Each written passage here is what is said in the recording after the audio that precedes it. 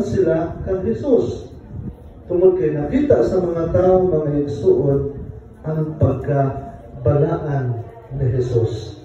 Oh? Nakita sa mga tao ang pagkamaayo o pagkabalaan ni Jesus. O na nadaghan ang mga tao. Yan ang mga tao na misunod kaniya. Daghan ang mga tao na natingala sa iyang kinabuhi, na ipuyan simple na kinabuhi apan makadali sa ubang mga tao. No? Tungod sa iyang pagkabalaan. Muna na matod pa akong giistorya sa mga batan-on tungod sa activity diha nga holiness is the main attraction in every vocation. Ang pagkabalaan yun, no?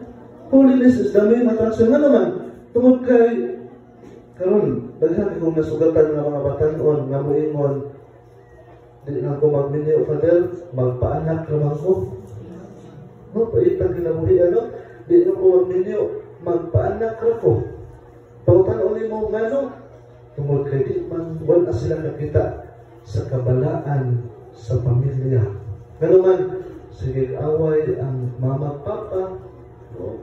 Sige lagubo, no? Muna nga, usahay ang mga batan-on, kabatan-onan, may mo na lang, di na ako magminyo, hasol mo na. O di na ako magminyo, kay mama na. Nga naman, tungod kay, di nakakita o kabalaan diha sa pamilya.